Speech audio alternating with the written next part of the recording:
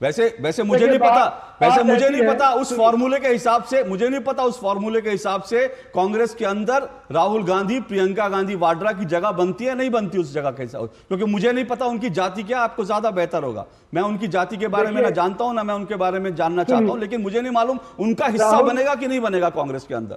सुनिए, जहां तक राहुल गांधी जी की बात है, उन्होंने अपना गोत्र दत्तात्रेय बताया था। आपकी जानकारी के लिए भी आपको स्पष्ट कर दूं मैं, क्योंकि आपको पहले से ही मालूम होगा।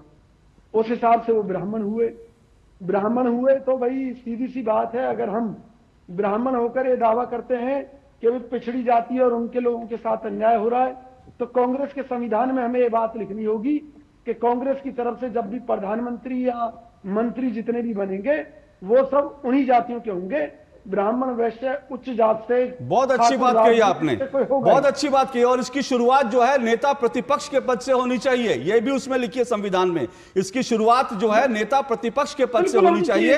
और राहुल गांधी को, राहुल गांधी अगर राहुल गांधी दत्तात्रेय ब्राह्मण है जैसा वो दावा करते हैं, और हिंदू तो हिंदुओं का दिल बहुत बड़ा होता है, कोई अगर विदेशी परिवार से आए, कोई अगर जो है कोई पारसी हो, कोई मुस्लिम हो, वो भी अगर उसकी जाति बदलती है तो हिंदुओं का दिल इतना बड़ा है कि वो सबको स्वीकार कर लेते हैं। कोई अगर कह दे जनेऊ पहन ले तो हिंदू उसको ब्राह्मण मान लेते हैं। और हिंदुओं में ऐसा भी नहीं कि जनेऊ ब्राह्मण को ही पहनने की इजाजत है, दूसरे दलित पहले भी जनेऊ पहनते, तो हिंदुओं का दिल बहुत बड़ा है। लेकिन मेरा सिर्फ इतना कहना है विजय भाई, अगर इसकी शुरुआत हो तो इसकी शुरुआत जो है नेता प्रतिपक्ष के पद से होनी चाहिए। नेता प्रतिपक्ष के पद पर कोई दलित, ओबीसी, आदिवासी को बैठाना चाहिए।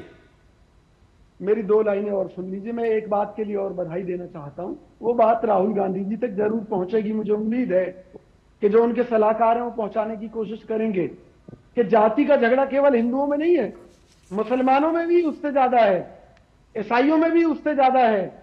उनके यहाँ पोप को लेकर कितनी तरह की बातें चलती हैं और उनके यहाँ कितने जातिगत झगड़े हैं। आप किसी भी जाति को ले लीजिए, सिखों के अंदर भी है। और मैं तो सिख भाइयों से भी पूछता हूं कि भैया अगर आप हिंदुओं का हिस्सा नहीं है तो स्वर्ण मंदिर में स्वर्ण के आगे मंदिर क्यों है? विजय कौशिक जी, आज आप मेरी तरफ से बोल रहे हैं, मैं क्या बोलूं, लेकिन आप कांग्रेस की तरफ से बोल रहे हैं, देश की तरफ। अगर आप देश की तरफ से बोल रहे हैं तो इसका मतलब है कि राहुल गांधी देश की तरफ से नहीं बोल रहे। बहुत अच्छी बात है। इस बात को अगर कांग्रेस में लोग स्वीकार कर रहे हैं कि राहुल गांधी देश की तरफ से नहीं बोल रहे हैं, अशोक श्रीवास्तव और विजय कौशिक देश की तरफ से बोल रहे हैं, तो उसके लिए आपका बहुत बहुत बधाई। मैं चाहूंगा कि कांग्रेस के लोग जो है इस तरह से दिल खोल कर बोले, हिम्मत करके बोले। मैं कांग्रेस के नेताओं को भी कहता हूं, डरो मत कांग्रेस के नेताओं, बोलो। जिस तरह से राहुल गांधी हिंदुओं को लगातार अपमानित कर रहे हैं, हिंदुओं को बांट रहे हैं, मैं हर कांग्रेसी से कहूंगा डरो मत, विजय कौशिक की तरह बिना डरे बोलो। अशोक भाई, मेरी बात पूरी होने दीजिए बस। मैं केवल आपसे ये कहना चाहता हूं कि भाई झगड़े हर जाति के अंदर हैं, और राहुल गांधी जी अगर उनकी बात कर रहे हैं, ठीक है, वो उनका अपना एक नजरिया है। लेकिन कांग्रेस, जैसा कि मैंने कहा कि कांग्रेस देश के लिए लड़ती है, देश के लिए सोचती है, और विजय कौशिक कांग्रेस का हिस्सा है, इसलिए वो देश के लिए सोचता है।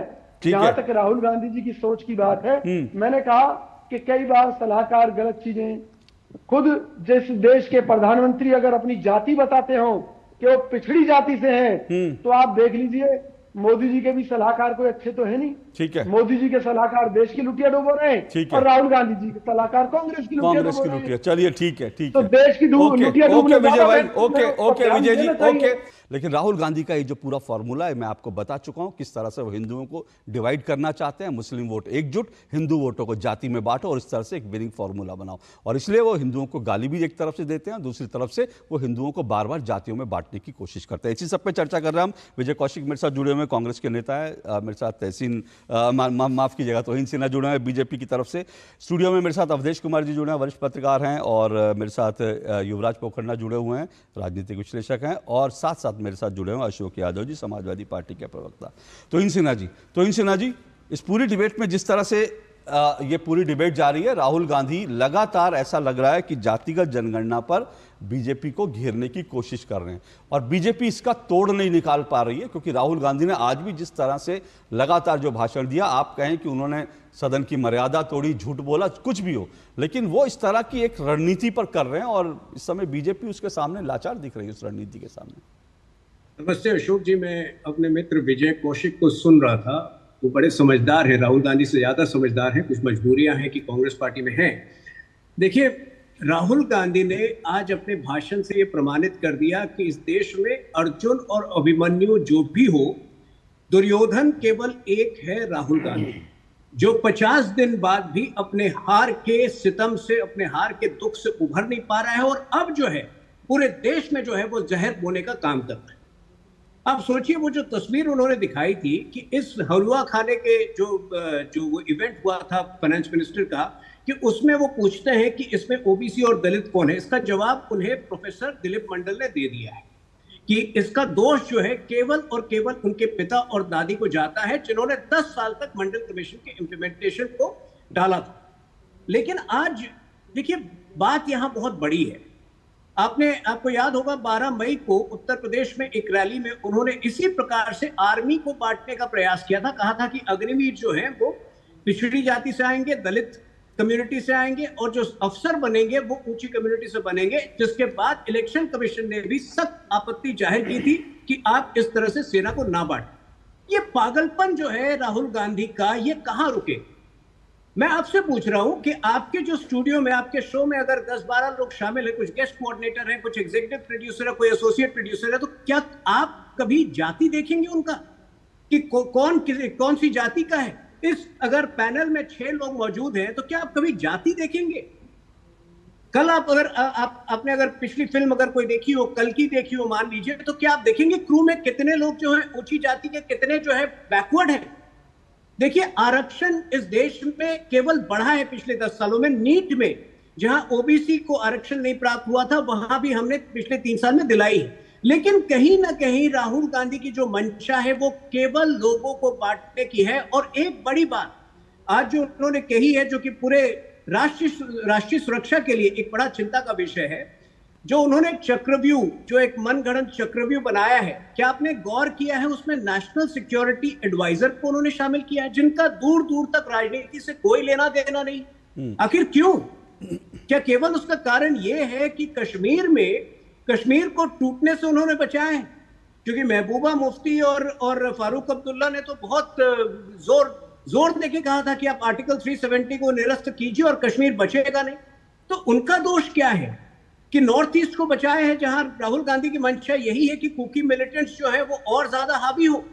तो ये बहुत बड़े प्रश्न है कि किस प्रकार से ये व्यक्ति जो है आज पूरे देश में जो है उत्पात मचाना चाहता है और पूरे देश को जो है विभाजित करना चाहता है। आप कह रहे हैं कि इस तरह से उत्पात मचाना चाहता है, विभाजनकारी मानसिकता। लेकिन सवाल है इसका जवाब आपके पास क्या? मैं आऊंगा उस पर, लेकिन उससे पहले मैं आता हूं आपके पास। जवाब भी बता रहा हूं। हाँ, अमृतपाल सिंह जो है, देखिए, जो अमृतपाल सिंह कर रहा था एक अलग श्रेणी में, आज उसी प्रकार की मानसिकता, विभाजनकारी मानसिकता, एक पार्लियामेंट में बैठा लीडर ऑफ ऑपोजिशन दिखा रहा है।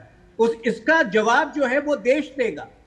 ये बहुत ज्यादा दिन चलने वाला नहीं है, क्योंकि आज देश आक्रोशित है कि एक अवसर जो है जहां इनको 99 सीट देकर जरा सी जिम्मेदारी थी, उस जिम्मेदारी को इस तरह से इन्होंने मजाक में उड़ाया है। ये पूरा देश देख रहा है और ये देश उनको जवाब देने वाला। ओके, ठीक है।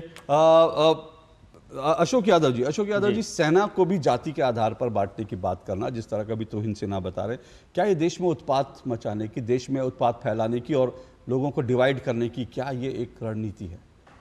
देखिए, सेना की बात पर तो मैं नहीं जाऊंगा, लेकिन इतना जरूर कहूंगा कि इस देश में अगर मंडल कमीशन 1990 में लागू हुआ तो वो किस आधार पर लागू हुआ, उसका साइंटिफिक डेटा, उसका जो स्टैटिस्टिकल डेटा, वो डेटा 1931 का है।